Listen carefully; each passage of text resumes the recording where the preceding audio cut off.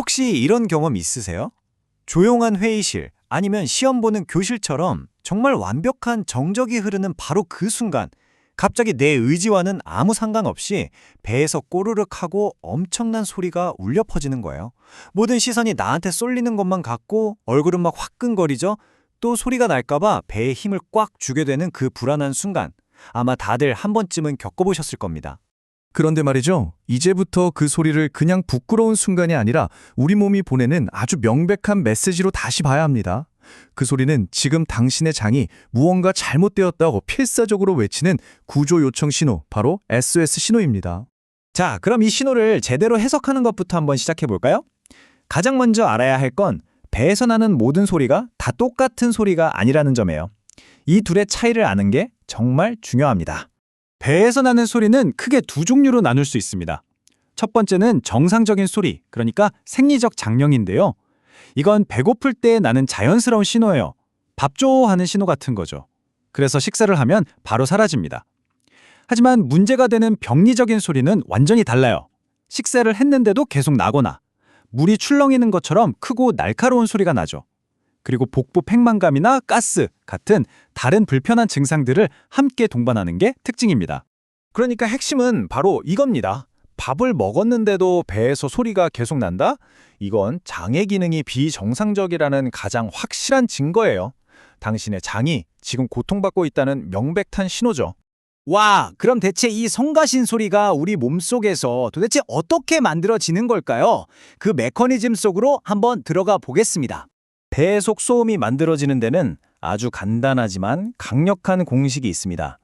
제대로 소화되지 않으면서 생긴 과도한 가스와 흡수되지 못하고 장에 고여있는 수분이 만나고요. 여기에 장이 비정상적으로 경련을 일으키면서 꽉 쥐어짤 때 좁은 장이 마치 동굴처럼 소리를 크게 증폭시키는 겁니다.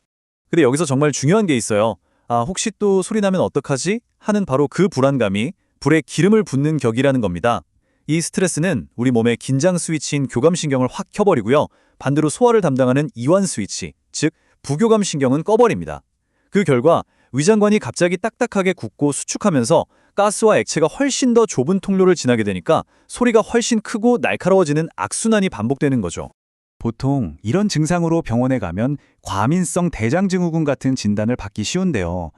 하지만 한의학에서는 그걸 그냥 겉으로 드러난 현상, 즉 빙산의 일각일 뿐이라고 봅니다. 더 깊고 근본적인 원인이 그 아래 숨어 있다는 거죠. 바로 이 빙산의 비율을 보시면 바로 이해가 되실 거예요. 우리가 겪는 꼬르륵 소리나 과민성 대장증후군 같은 진단은 저 물 위에 떠 있는 작은 얼음 조각에 불과합니다. 진짜 거대한 문제는 저 수면 아래에 잠겨 있죠. 한의학에서는 그 거대한 문제의 몸체를 담적이라고 부릅니다. 담은 음식물에서 생긴 탁하고 끈적한 노폐물을 뜻하고 적은 그 노폐물이 쌓여서 굳어진 상태를 의미해요. 한마디로 소화되지 못한 독성 노폐물이 위장벽에 착 달라붙어서 딱딱하게 굳어버린 상태를 말하는 겁니다. 담적으로 인해서 장벽이 이렇게 딱딱하게 굳어버리면 부드럽고 유전하게 움직여야 할 장이 제대로 운동을 할 수 없게 됩니다. 비정상적으로 수축을 반복하면서 가스를 가두게 되죠. 단순한 가스 제거제가 효과가 없는 이유가 바로 이겁니다. 장벽에 뿌리처럼 박힌 이 독소를 제거하지 않았기 때문이죠. 자, 이제 좀 더 깊이 들어가 볼게요. 이 문제가 모든 사람에게 똑같이 나타나는 게 아니거든요. 나는 어떤 패턴에 속하는지 파악하는 게 정말 중요합니다.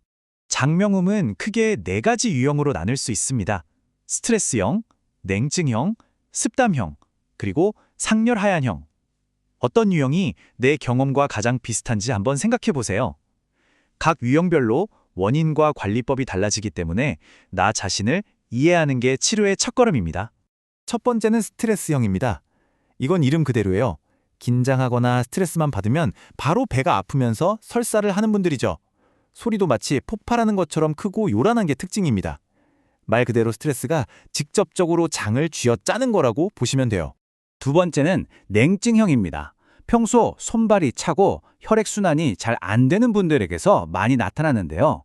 뱃속에서 무언가 크게 꿈틀거리면서 요동치는 듯한 소리가 납니다.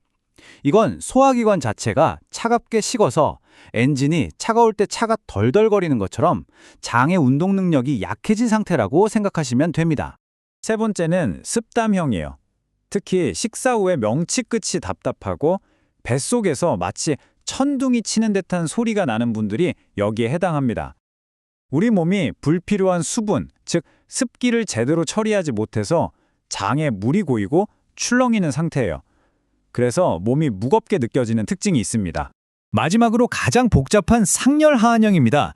이름 그대로예요. 위쪽으로는 속쓰림이나 구역질 같은 열 증상이, 아래쪽으로는 아랫배가 차갑고 설사를 하는 한 증상이 동시에 나타나는 완전히 뒤죽박죽인 상태죠. 몸의 위아래 온도 밸런스가 완전히 무너진 겁니다. 자, 내 타입이 대충 어떤 건지 감이 좀 오시죠? 그럼 이제 어떤 유형이든 공통적으로 이 소음의 볼륨을 줄이는 데 도움이 될 당장 실천할 수 있는 4가지 스위치에 집중해 보겠습니다. 장내 소음을 줄이려면 이 4가지 스위치를 꺼야 합니다. 첫째, 카페인과 유제품. 특히 라떼는 위장 운동성을 떨어뜨리고 가스를 유발해서 정말 최악의 조합이 될 수 있어요. 둘째, 글루텐과 튀김. 이런 음식들은 위에 오래 머물면서 이상 발효를 일으키기 쉽죠. 셋째, 아이스 음료 같은 찬 음식. 이건 위장 온도를 뚝 떨어뜨려서 정상적인 리듬을 그냥 파괴해버립니다.